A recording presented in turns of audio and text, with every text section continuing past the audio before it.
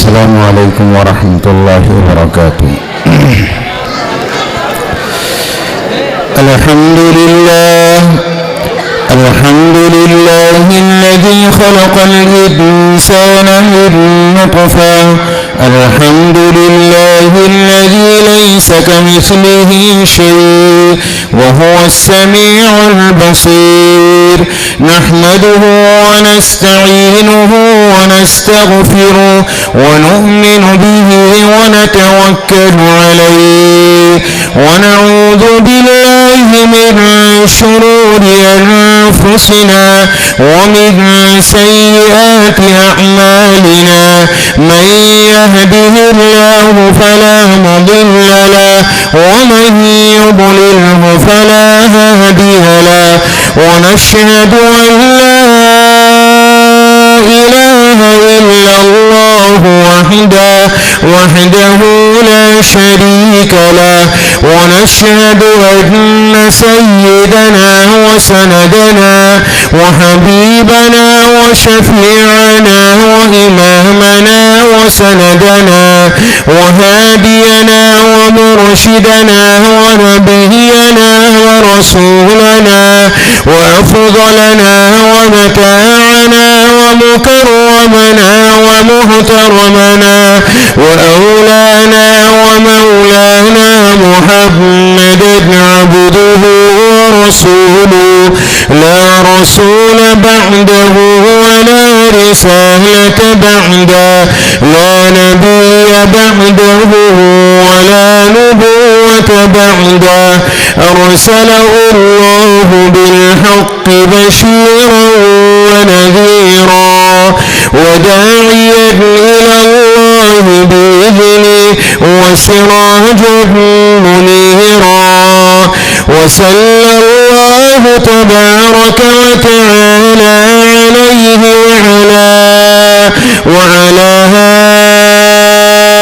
آله وأصحابه وأزواجه وذرياته وبارك وسلم تسليما كثيرا. أما بعد فأعوذ بالله من الشيطان الرجيم. بسم الله الرحمن الرحيم.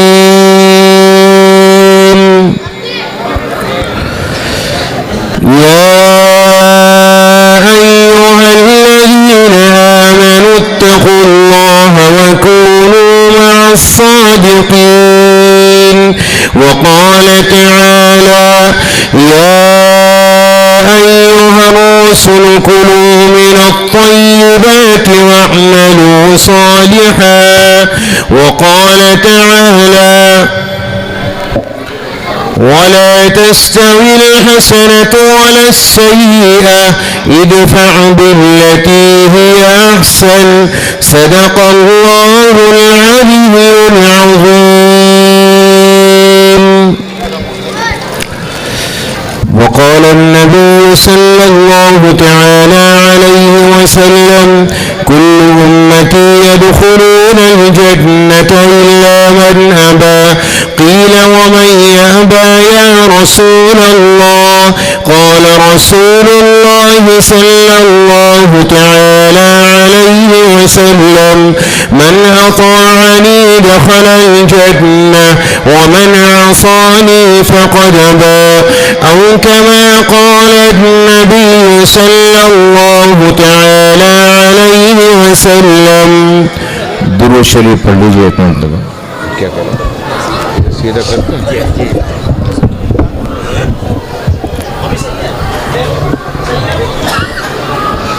थोड़ी सी एक भी डलवाओ. छोड़ मैंने यार सूखा मोहल्ला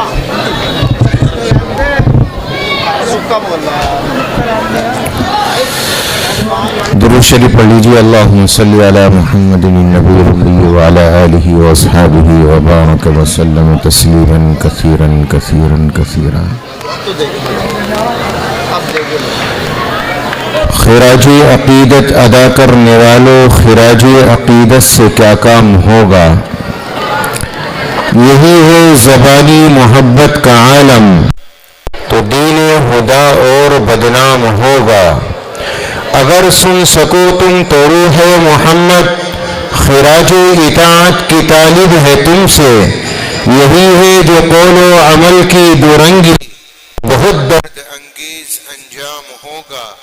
فقط خوش بیانی کے جوہر دکھا کر کوئی قوم دنیا میں ابھری نہیں ہے، عمل چھوڑ کر صرف باتیں بنا کر کوئی قوم دنیا میں ابھری نہیں ہے۔ یہ سچ ہے کہ میلاد و سیرت کے جلسے بظاہر ہیں بام سعادت کے زینے، یہ سچ ہے کہ نعت محمد کے موتی ہے ایما کی انگشتری کے نگینے، مگر ایک قصیدہ گرو یہ تو سوچو کہ بے روح لفظوں کی قیمت ہی کیا ہے، بنے ہیں کہیں نقش آب روا پر، چلے ہیں کہیں خشکیوں میں سفینے، یہ سوچو کہ نور ہدایت کا پرچم جناب محمد نے کیسے اڑایا، یہ سوچو کہ دبتوں کو کیسے اٹھایا، یہ سوچو کہ گرتوں کو کیسے سنبھالا، یہ سوچو کہ کیا چیز تھی جس کے بل پر اکیلے خدا کے پیمبر نے اٹھ کر الٹ دی تھی ایوان روما کی مسند، پلٹ دی تھی صحرا نشینوں کی کالا، وہ جرأت سراپا وہ ہمت مجسم، وہ راتوں کا عابد وہ دن کا سپاہی، وہ جس نے سیاست کی زلفیں سواری، وہ جس نے فقیری میں کی بادشاہی۔ اگر اس سے کچھ بھی عقیدت ہے ہم کو تو اپنا وتیرہ بدلنا پڑے گا، اگر اس سے کچھ بھی عقیدت ہے ہم کو تو اپنا طریقہ بدلنا پڑے گا، نفاق زبان عمل سے گزر کر صداقت کے سانچے میں ڈھلنا پڑے گا۔ خبر دے رہا ہے محمد کا اسوہ کہ آسان نہیں ہے مسلمان ہونا، بہت امتحانات درپیش ہوں گے، بہت سخت راہوں پہ چلنا پڑے گا۔ اٹھو مومنوں آج سے عہد کر لو، حبیب خدا کی اطاعت کریں گے، عقیدت کے پہلو بپہلو عمل سے حقیقت میں تعمیل سنت کریں گے انشاءاللہ۔ بھائی پروگرام چلنے کے بعد مل لیو، ارے یار مجھے بول دوں نا، کہہ دو بعد میں موقع مل جائے گا مسافر۔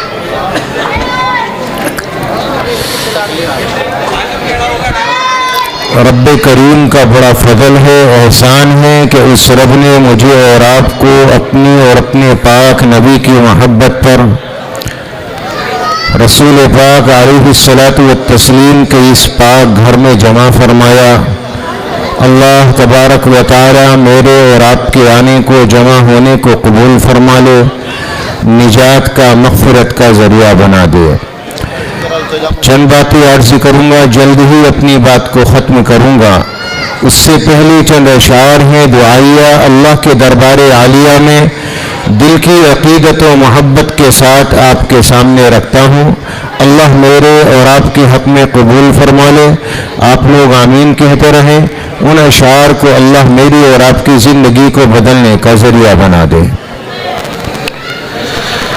مجھے درد محبت دے خدایا اپنی الفت دے، مجھے درد محبت دے خدایا اپنی الفت دے، تیری یادوں میں بیتے جو ہمیں وہ شام خلوت دے، ہمیں درد محبت دے خدایا اپنی الفت دے، تیری یادوں میں بیتے جو ہمیں وہ شام خلوت دے، یوں ہی پھرتا رہوں گا، یوں ہی پھرتے رہیں گے، کب تک خواہش کے دلدل میں، تیری خواہش ہو یا رب یہاں دے دل بر کی حلاوت دے، تیری خواہش ہو یا رب یہاں دے دل بر کی حلاوت دے، تیری یادوں میں بیتے جو ہمیں وہ شام خلوت دے، پڑا ہوں تیرے در پر تیرا طالب بن کے مولا، پڑا ہوں تیرے در پر تیرا طالب بن کے مولا، تو اخلاص و محبت دے مجھے نور ہدایت دے، تو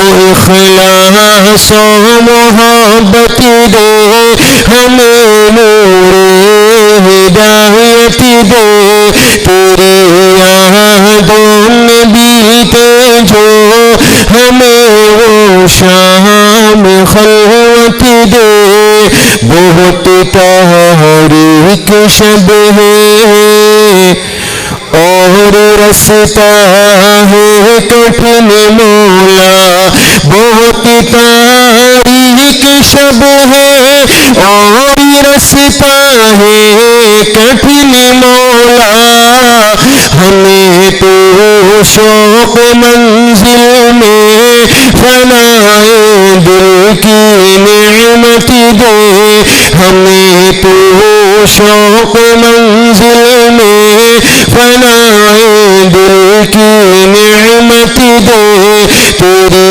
یادوں میں بیتے جو ہمیں وہ شام خلوت دے، کروں قربان اپنی چاہتوں کو تیری چاہت پر، کروں قربان اپنی چاہتوں کو تیری چاہت پر، بڑی ہے آرزو ہے چاہت دلبر کی چاہت دے، بڑی ہے آرزو ہے چاہت دلبر کی چاہت دے، تیری یادوں میں بیتے جو ہمیں وہ شام خلوت دے، ہمیں درود محبت دے خدایا اپنی الفت دے، تیری یادوں میں بیتے جو مجھے وہ شام خلوت دے، آمین اللہم آمین۔ اللہ ہماری اس مناجات کو اپنی بارگاہ میں قبول فرما لے، ہماری زندگی کو بدلنے کا ذریعہ بنا دے۔ کوئی ایک آدمی یہ شور بند کرا دو، کوئی یہ بچوں کا جو شور ہے نا ہم سے زیادہ ہو رہا ہے، خاموش ہو جاؤ، ہرا نہ جاتا۔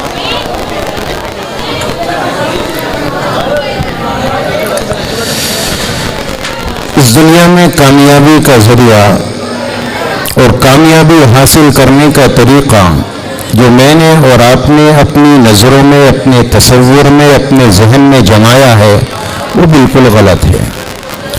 ایک تصور میرے اور آپ کے دل و دماغ میں یہ سمایا ہے کامیابی دولت میں ہے، ایک اور تصور یہ ہے کامیابی عالیشان بنگلوں میں ہے، ایک نظریہ اور غیروں نے مجھے اور آپ کو دیا کہ دنیا کی دولتیں، دنیا کی بادشاہت، یہاں کی حکومتیں، یہاں کے عہدے اگر ہم لوگوں کو حاصل ہو جائے تو کامیابی ہمارے قدم چومے گی، یہ تصور میرے نبی نے باطل قرار دیا، اور میرے اور آپ کے سچے آقا امام الانبیاء تاجدار بطحہ یہ فرماتے ہیں کامیابی کا یہ تصور بالکل غلط ہے۔ کامیابی کا جو معیار، کامیابی کا جو تصور میرے اور آپ کے آقا اپنی امت کو دے کر گئے ہیں، وہ کامیابی کا ایک مختصر سا تصور میں آپ کے سامنے رکھتا چلوں۔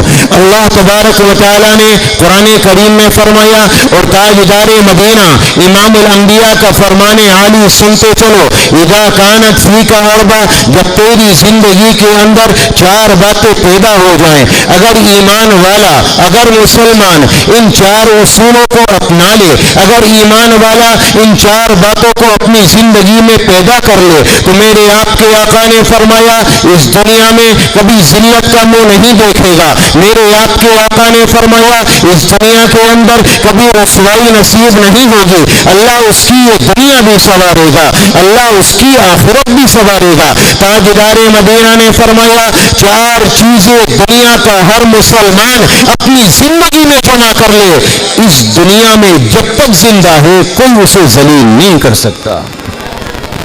تمہارا تصور ہے دولت ہو یا نہ ہو, عالی شان گھر ہو یا نہ ہو, تمہارے پاس کوئی عہدہ ہو یا نہ ہو, تمہیں کوئی ذلیل کر ہی نہیں سکتا اگر تاجدار مدینہ کا یہ فرمان میری اور آپ کی زندگی میں موجود ہے.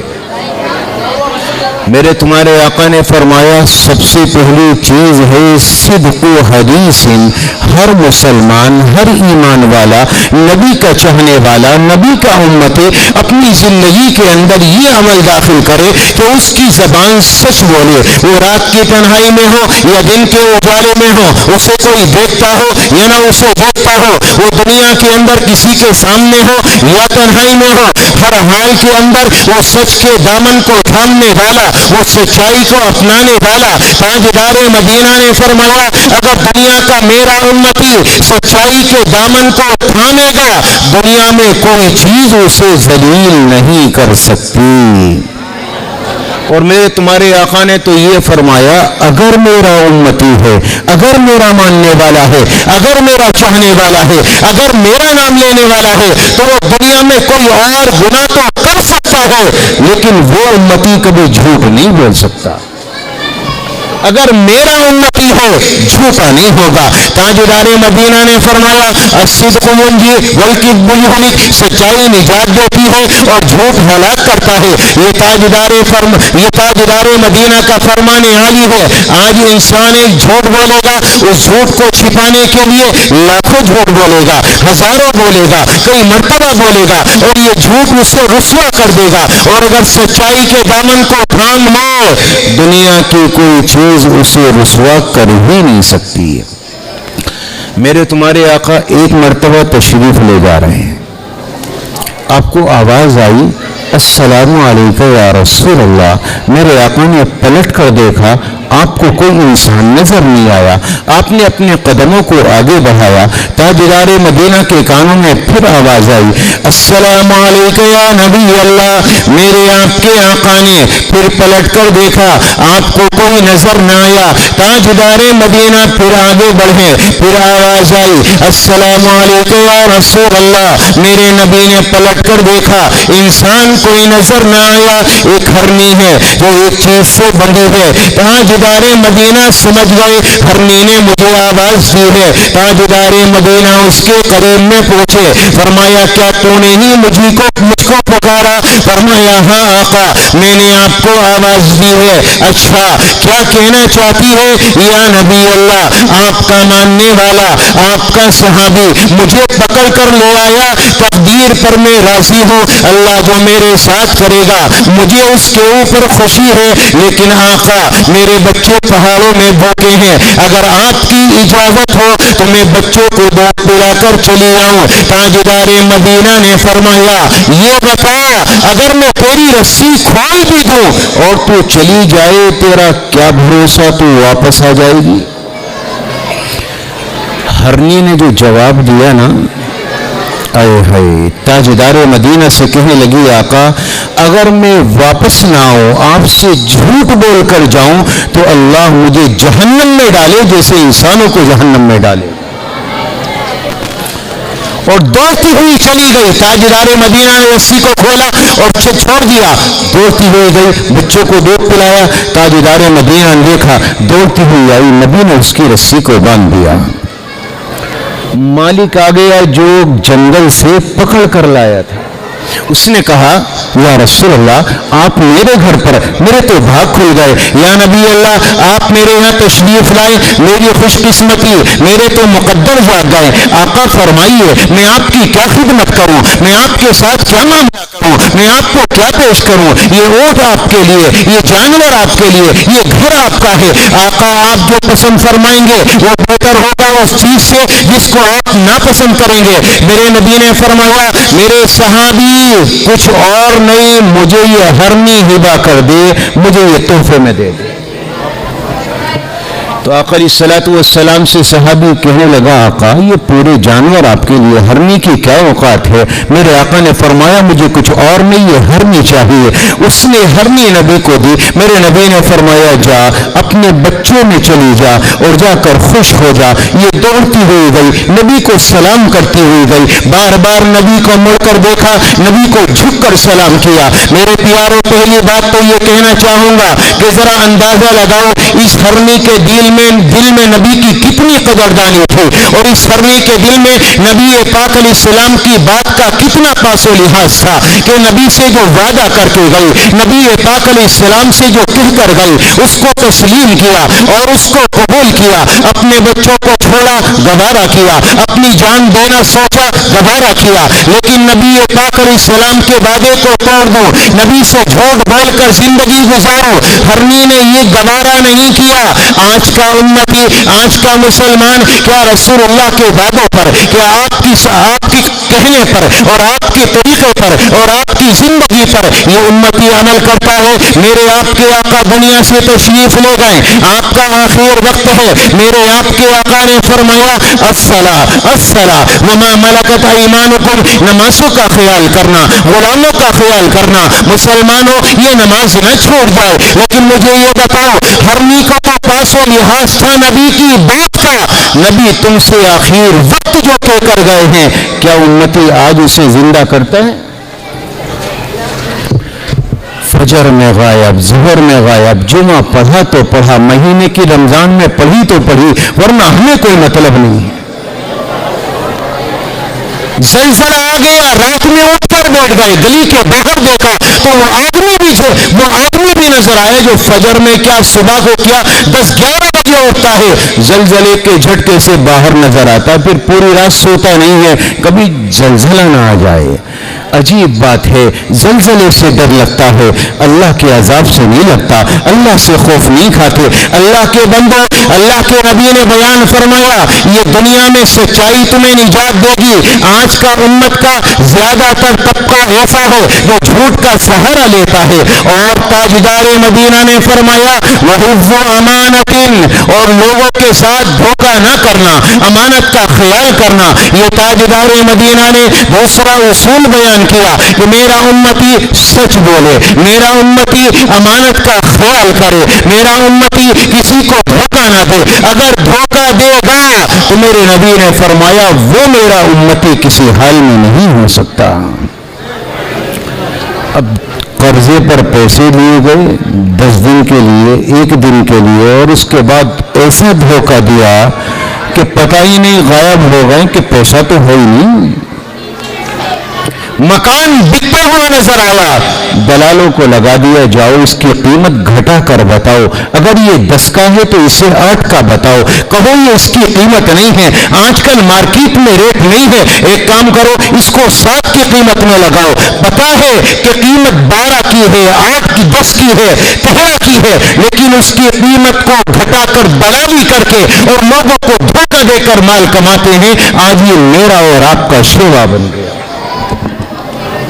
اللہ کے نبی نے فرمایا صدق حدیث وحفظ امانت. مختصراً عرض کرتا چلوں, تاجدار مدینہ نے فرمایا تیسری چیز ہے وہ حسن خلیقت, تمہارے اخلاق اچھے ہوں, تمہارا کردار اعلیٰ ہو, تمہاری زبان کا بول میٹھا ہو, تم بہترین کلام کرنے والے ہو, سامنے والا تمہاری زبان سے ناراض نہ ہو, سامنے والا تمہاری ہاتھ سے ناراض نہ ہو کہ اس نے مجھے نقصان پہنچایا. تاجدار مدینہ امام الانبیاء کے دربار عالیہ میں ایک صحابی آیا اور کہنے لگا یا نبی اللہ ای الاسلام افضل، سب سے بہترین مسلمان کون سا، سب سے اعلیٰ مسلمان کون سا؟ کیا نمازوں کا پابند، کیا تہجد کا پابند، کیا قرآن کا پڑھنے والا، اللہ کے راستے میں جان دینے والا، راہ خدا میں مان دینے والا، خیرات کرنے والا؟ نہیں نہیں نہیں، تاجدار مدینہ فرماتے ہیں اطعام الطعام وطیب الکلام، لوگوں سے میٹھا کلام کرنے والا اور لوگوں کو کھانا کھلانے والا سب سے بہترین مسلمان ہے۔ ہاں تہجد ہے لیکن زبان بڑی گندی ہے، قرآن کی تلاوت صبح سے لے کر شام تک رات کی تنہائی میں اور زبان کڑوی ہے۔ تاجدار مدینہ امام الانبیاء فرماتے ہیں تمہاری تعلیم، تمہارے اعمال بھلے سے مختصر ہو لیکن زبان کا بول میٹھا ہو۔ میرے تمہارے آقا نے فرمایا وہ سب سے بہترین مسلمان ہے، اس سے اچھا مسلمان کوئی نہیں ہو سکتا۔ اور ایک اور میرے نبی نے بیان فرمائی حدیث، آقا نے ارشاد فرمایا قیامت کا میدان ہوگا، لوگوں میں لوگوں کے لیے ضامن بن کر آؤں گا، میں تمہارے لیے ضمانتی بن کر آؤں گا، قیامت کے اندر میرا وعدہ ہے جنت کے بیچ میں محل لے کر دوں گا۔ صحابہ نے پوچھا یا رسول اللہ کس کو لے کر دو گے؟ صحابہ کا تصور تھا تہجد پڑھنے والا، صحابہ کا تصور تھا راہ خدا میں اللہ کے راستے میں جانے والا، صحابہ کا تصور تھا اللہ کے راستے میں ذکر کرنے والا، اللہ کو ماننے والا، اللہ کی یاد کرنے والا۔ میرے تمہارے آقا کیا بیان فرماتے ہیں قیامت کا میدان ہوگا، اس دنیا کی زندگی کے اندر وہ اپنے اخلاق کو اعلیٰ بنا کر گیا، اپنی زبان کے بول کو میٹھا بنا کر گیا، جس کی زبان اچھی، جس کے اخلاق اچھے، میرے تمہارے آقا نے فرمایا قیامت کا میدان ہوگا، جنت کے بیچ میں ایک محل لے کر دوں گا، جس کی دنیا میں زبان اچھی ہوگی، اخلاق اچھے ہوں گے۔ اب یہ بتاؤ ہماری زبانیں کڑوی ہیں یا زبانیں میٹھی ہیں؟ سب سے زیادہ کڑوی زبان تو میری اور آپ کی اپنی بیوی کے لیے، اپنے بچوں کے لیے نہیں۔ آپ گھر میں چلے جاؤ، آپ کا کیا حال ہوتا ہے؟ کیا بچوں سے صحیح منہ بات ہے؟ کیا بیوی سے صحیح سے کلام ہے؟ وہ ماں جس کے بارے میں تاجدار مدینہ نے فرمایا اگر ایک بیٹا اپنے گھر میں آیا اور اپنی ماں کو محبت کی نظر سے دیکھا تو میرے آپ کے آقا نے ارشاد فرمایا اللہ ایک حج کی برابر ثواب دیتا ہے۔ یہ تاجدار مدینہ کا فرمان عالی ہے کہ ماں کو محبت کی نظر سے دیکھنے والا، باپ پر شفقت محبت کی نظر ڈالنے والا ایک حج کی برابر ثواب پائے گا۔ اتنا ہی نہیں، میرے آپ کے آقا نے فرمایا گھر میں شوہر داخل ہوا اور اس نے اپنی بیوی کو مسکرا کر دیکھا اور ادھر سے بیوی نے اپنے شوہر کو مسکرا کر دیکھا۔ تاجدار مدینہ فرماتے ہیں زمین پر یہ دونوں مسکراتے ہیں، آسمان پر انہیں دیکھ کر اللہ مسکراتا ہے۔ تاجدار مدینہ امام الانبیاء اخلاق اپنی امت کو دے کر گئے۔ میرے تمہارے نبی گھر میں داخل ہوئے اور حضرت حسن حضرت حسین آپ کے قدموں سے چمٹ گئے۔ میرے نبی کو کہنا تھا بچوں الگ ہو جاؤ، میں تھک کر آیا ہوں، لیکن میرے تمہارے نبی اپنے دونوں ہاتھوں کو زمین پر رکھتے ہیں، اپنے حسن کو سوار کیا، حسین کو سوار کیا اور اپنے گھر کا گشت لگایا، چکر کاٹا اور اس کے بعد فرمایا میرے بچوں بتاؤ تمہاری سواری کیسی ہے؟ یہ میرے آپ کے آقا اپنی امت کو درس دے کر گئے ہیں اخلاق کا۔ اور ہمارے پاس وقت تو ہے لیکن یاروں کے لیے، دوستوں کے لیے، یار آ گیا تو 4 گھنٹے کہاں گئے پتہ نہیں ہے، کہیں چلے گئے کتنا وقت لگ گیا کوئی پتہ نہیں۔ بیوی کے پاس بیٹھ کر، بچوں کے پاس بیٹھ کر آدھا گھنٹہ اچھی بات کرنا میرا اور آپ کا طریقہ نہیں رہا۔ نبی پاک علیہ السلام نے فرمایا اپنی بیوی کے پاس بیٹھو، اس سے محبت کا اظہار کرو، اپنے بچوں کے پاس بیٹھو، ان سے محبت کا اظہار کرو، ان سے کھیلو، ان سے کودو۔ نبی پاک علیہ السلام کی یہ بھی سنت ہے بچوں کے ساتھ کھیلنا، ان سے ہنسی مذاق کرنا، ان کے چہرے پر مسکراہٹوں کے پھول کھلانا، یہ محمد رسول اللہ کی سنت ہے جو امت نے بھلا دی ہے ہی نہیں زندگی میں۔ گھر جائے گا تو بس اٹھائے گا اپنے کپڑے اور پہنے گا اور اس کے بعد سو جائے گا. کھانا کھایا گھر سے باہر. مجھے یہ بتاؤ بچوں کی تربیت کرے گا کون؟ ان کا خیال کرے گا کون؟ آج باپ کو وقت نہیں ہے بچوں کے پاس بیٹھنے کے لیے, ایک ماں کو وقت نہیں ہے اپنی بچوں کے پاس بیٹھنے کے لیے. اب ان کی تربیت کون کرے گا؟ کیا علماء کریں گے؟ کیا جماعت کرے گی؟ نہیں نہیں نہیں نہیں. یہ دل ہے, اسے روزانہ ضرورت ہے اللہ کے کلام کی, اسے روزانہ ضرورت ہے نبی کی حدیث کی. مجھے ایک بات تو بتاؤ, اگر یہ جسم دوپہر کو نہ کھائے, صبح کھائے, شام کھائے, شام میں آ کر آدمی کہتا ہے مجھے کمزوری محسوس ہوتی ہے, مجھے کمزوری محسوس ہوتی ہے, میں نے دوپہر کھانا نہیں کھایا, بڑی بھوک لگی ہے, ایک وقت کھانا نہ ملے جسم کمزور پڑ جاتا ہے. ہمارے دل کو تو نہ جانے کتنے مہینوں رزق نہیں ملتا, اسے اس کی غذا نہیں ملتی. مجھے بتاؤ دل کمزور اور بیکار ہوگا یا نہیں ہوگا؟ یہ بیمار نہیں پڑے گا؟ بتاؤ, ایک مہینے غذا نہ ملے آدمی ختم ہونے کے در پہ ہو جائے گا. ایک مہینے تک نماز نہ پڑھو, اللہ کا ذکر نہ ملے, اس کی یاد نہ ملے, اس کی محبت نہ ملے, اس کے تذکرے نہ ملے, تو مجھے بتاؤ میرا اور آپ کا دل کھنڈر بنے گا, ویران بنے گا, یا اللہ کی محبت سے آباد ہوگا؟ یہ تو باپ کو چاہیے تھا وہ بیٹھتا دین کی بات بتاتا, وہ بیٹھتا انہیں محبت کی باتیں بتاتا, رسول کے طریقے بتاتا. یہ ماں کو چاہیے تھا کہ موبائل سے نکل کر, اپنے اوقات سے نکل کر اپنے بچیوں کے پاس بیٹھتی, اپنے بچوں کے پاس بیٹھتی, انہیں واقعات سناتی, انہیں حدیث سناتی. لیکن نہ ماں کو وقت ہے نہ باپ کو وقت ہے. ماں کے پاس جتنا وقت تھا اس نے موبائل کو دے دیا, جو موبائل سے بچا اپنی سہیلیوں کو چغلی کرنے میں دے دیا. مرد کے پاس جتنا وقت تھا یا تو اس نے اپنے کام کو دیا یا اس نے اپنے دوستوں کو دیا. تم نے بچوں کو دیا کیا یہ بتاؤ؟ دراصل ماں باپ آج کے دور میں کچھ اور نہیں ہے, پیسہ دینے کی مشین ہے. اے ٹی ایم کارڈ ہوتا ہے نا, اے ٹی ایم مشین. تم صرف اپنی اولاد کے لیے اے ٹی ایم مشین ہو, اس سے آگے کچھ نہیں. اور یاد رکھنا اے ٹی ایم مشین جب خراب ہو جائے تو بندہ اس کی طرف نہیں دوڑتا, پھر یہ سوچتا ہے پیسہ کہاں سے نکلے گا, ادھر نکلے گا. جب تم کمزور ہو جاؤ گے اور تمہارے پاس پیسہ نہیں ہوگا اور جب تمہیں ضرورت ہوگی کہ تمہیں اولاد وقت دے تمہارے پاس بیٹھے, تو یاد رکھنا یہ اولاد تمہارے پاس قدم نہیں رکھے گی. پھر کہو گے ہمارا بچہ ہمارے پاس بیٹھتا ہی نہیں, ہم سے بتاتا ہی نہیں, کرتا کیا ہے یہ نہیں بتاتا, جی کس کا قرض ہے یہ نہیں بتاتا, کس سے لیتا ہے یہ نہیں بتاتا.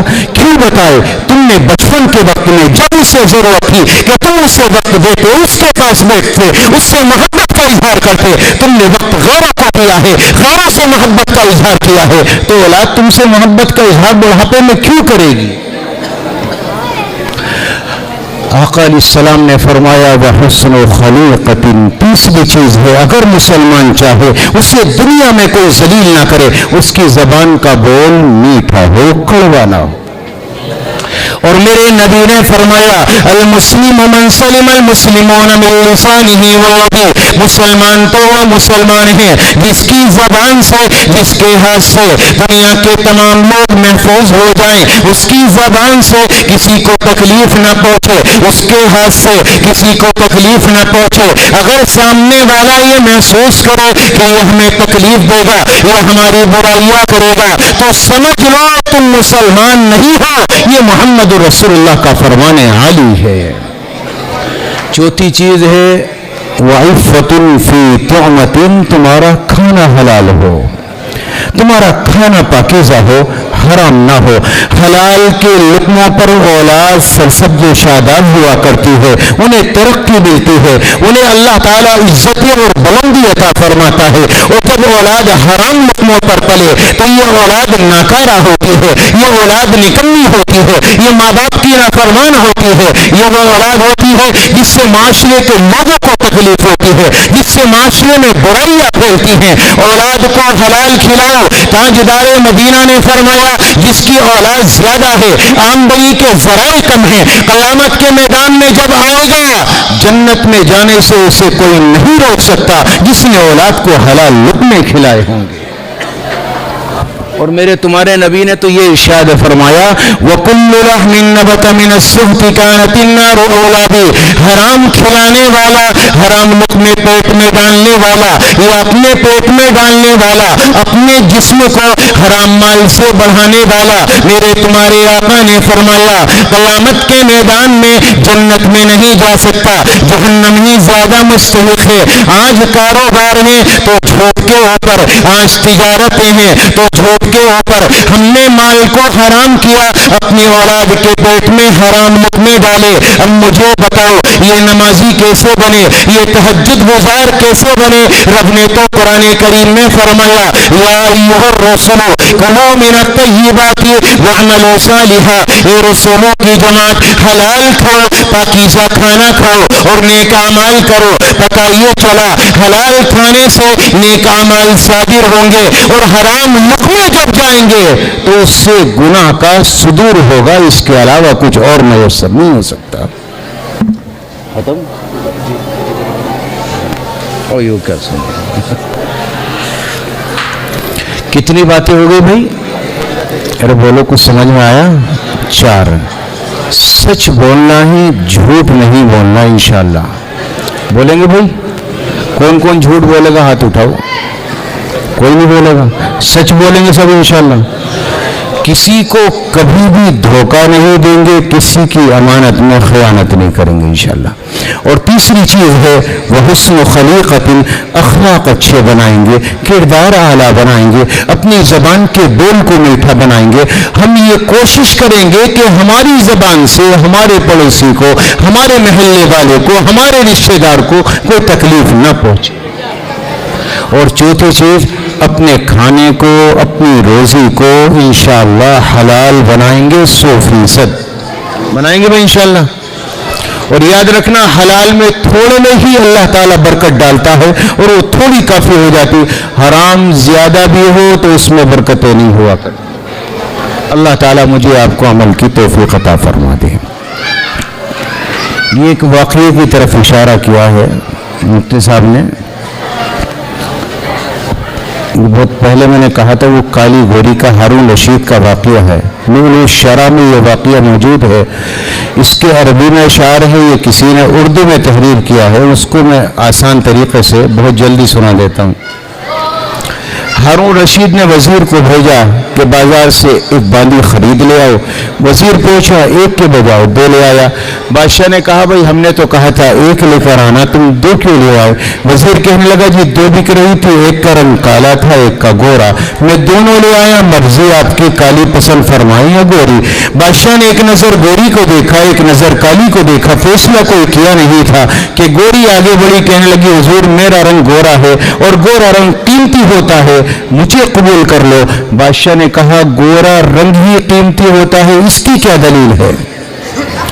تو گوری نے اپنے لفظوں میں کہا موتی سفید ہے اور قیمت ہے اس کی لاکھوں، اور کوئلہ جو کالا پیسوں میں ڈھیر پالو۔ موتی سفید ہے تو لاکھوں کا ملتا ہے اور کوئلہ کالا ہے تو کوڑیوں میں ملتا ہے، 100 روپے میں کٹا بھر کے ملے گا۔ بادشاہ بولا بات ٹھیک ہے۔ تو کالی آگے بڑھی، کہنے لگی حضور آپ نے اس کی بات کو سنا، میری نہیں سنو گے؟ بادشاہ کہنے لگا نہیں تم بھی اپنی بات رکھو۔ تو کالی نے اپنی بات رکھی اور اس نے کہا ہے مشکل نافع کالی قیمت میں بیش عالی، اور وہی سفید ہے جو پیسوں میں ڈھیر پالی۔ مشکل نافع کالی ہوتی ہے لیکن 1000 روپے تولا ملتی ہے، اور یہ جو سفیدہ کھڑی نا روئی کی طرح سفید ہے، 1000 روپے میں روئی کا اتنا بڑا لحاف بنے گا کہ 4 بچے اور مفتی ارشد صاحب بہت بہترین کر کے سوئیں گے۔ بادشاہ بولا بات ٹھیک ہے۔ تو گوری آگے بڑی، کہنے لگی حضور آپ نے نہیں دیکھا اللہ نے قیامت کے میدان میں نیک بندوں کے چہروں کو سفید بنانا ہے، یوم تبیض وجوہ وتسود وجوہ۔ تو گوری کہنے لگی اللہ کے نیک بندوں کے منہ سفید ہوں گے اور دوزخی جو ہوں گے منہ ہوں گے ان کے کالے۔ کالا ہونا دوزخی کی علامت ہے، گورا ہونا جنتی کی علامت ہے۔ قیامت کے میدان میں تو مجھے قبول کرو۔ کالی کہنے لگی حضور ہماری نہیں سنو گے کہ تم بھی سناؤ بھائی. تو کالی نے کہا آنکھوں کی کالی پتلی ہے نور کا وہ چشمہ اور آنکھ کی سفیدی ہے نور سے وہ خالی. حضور آنکھوں کی کالی پتلی سے نظر آتا ہے, اگر کالا ڈیڈھا پھوڑ دو سفیدی بیکار ہے, کسی کام کی نہیں. بادشاہ بولا بات ٹھیک ہے. تو گوری نے پھر کہا کاغذ سفید ہے سب قرآن پاک والے. کالی بولی حضور ان پہ جو لکھے ہیں قرآن کے حرف کالے. کاغذ سفید ہے, لکھا تو کالا ہے. تو گوری نے کہا میلاد کا جو دن ہے وہ روشن دل یقین ہے. تو کالی کہنے لگی حضور معراج کی جو شب ہے وہ کالی ہے یا نہیں ہے. جس رات اللہ نے بطور مہمان کے اپنے حبیب کو بلایا وہ رات کالی تھی. تو گوری نے کہا حضور فیصلہ کرو, اسے کلو کو رکھو گے یا مجھے بھوری کو رکھو گے. تو گوری کہنے لگی انصاف کیجیے گا, کچھ سوچیے گا پیارے, سورج سفید روشن تارے سفید سارے. سورج بھی سفید تارے بھی سفید. تو کالی کہنے لگی حضور میں بھی تیار ہوں. کالی نے کہا ہاں سوچیے گا آقا ہے آپ عقل والے, ہاں سوچیے گا آقا ہے آپ عقل والے. کعبے کا غلاف کالا حضرت بلال کالے. نہیں ادھر گورے ہیں ادھر کالے تھے. رخ مصطفیٰ ہے روشن. گوری نے کہا رخ مصطفیٰ ہے روشن دانتوں میں ہے اجالا. تو کالی کہنے لگی حضور زلفیں ان کی کالی کملی کا رنگ کالا. زلفیں بھی کالی تھی, کملی کا رنگ بھی کالا تھا. بادشاہ کہنے لگا بھئی کلو بھوری تم چپ ہو جاؤ. وزیر سے کہا بھئی تو بتا تو بازار سے باندیا خریدنے گیا تھا یا کتب خانہ اٹھانے گیا تھا؟ اتنا علم ہے, ایسی دو کیا سو بھی مل جائے تو ہمارے دربار کے لیے زینت کا سامان ہوں گی. یہ تو بڑی اچھی بات ہے کہ اتنی قابل اتنی پڑھی لکھی اور نبی کی سیرت و صورت سے آشنا یہ باندیا تو لے کر آیا. ایسی دو نہیں سو بھی مل جائیں تو کم ہے. آج ہمیں نماز کے فرائض اور واجبات تک کا نہیں پتہ ہوتا. بعضوں کو تو یہ بھی پتہ نہیں ہوتا کہ نماز میں فرائض نماز کی رکعتیں کتنی. اللہ ہماری حفاظت فرمائے, ہمیں سمجھ دے دے. ہم لوگ تصور کریں کہ ہم کہاں کھڑے ہیں علم کے اعتبار سے. عمل تو بعد میں آئے گا جب علم نہیں ہے, چلنا ہی نہیں ہے تو پھر عمل آئے گا کہاں سے؟ پہلے علم آئے گا پھر عمل آئے گا. اللہ تعالی ہمیں عمل کی توفیق عطا فرما دے. 2-3 اشعار نعت کے پیش کرتا ہوں اور اپنی جگہ لیتا ہوں انشاءاللہ. دل نشین دل روبا ہے محمد کا نام. دیکھو بھائی جب نبی کا نام آئے تو صلی اللہ علیہ وسلم کہنا واجب ہو جاتا ہے. نہیں پڑھو گے تو گنہگار ہوگے, لعنت پڑے گی, ہلاک ہو جاؤ گے. پڑھیں گے انشاءاللہ. دل نشین دل روبا ہے محمد کا نام, کس قدر پرزیا ہے محمد کا نام, کس قدر پرزیا ہے محمد کا نام صلی اللہ علیہ وسلم. غم کے مارو سیاہ کاروں بیماروں کی, غم کے مارو سیاہ کاروں بیماروں کی, دھڑکنوں میں بسا ہے محمد کا نام, دھڑکنوں میں بسا ہے محمد کا نام. دل نشین دل روبا ہے محمد کا نام. کلمہ قرآن میں اپنی آذان میں, کلمہ قرآن میں اپنی آذان میں, کلمہ قرآن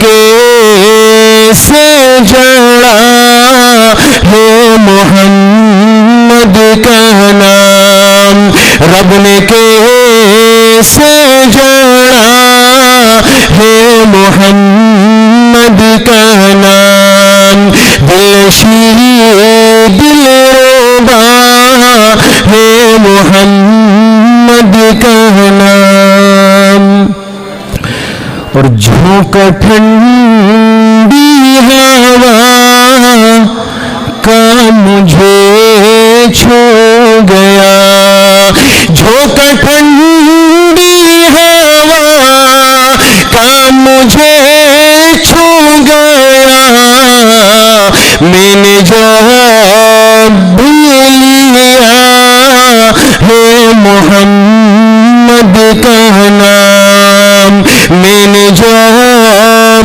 لیا ہے محمد کا نام، کس قدر پرزیا ہے محمد کا نام، اور نام لیوا ہے ارشد صحابہ کا تو، نام لیوا ہے ارشد صحابہ کا تو، اس لیے میں ملا ہے محمد کا نام، دلشید دلربا ہے محمد کا نام، صلی اللہ تعالی علیہ وسلم وما علینا الا البلاغ۔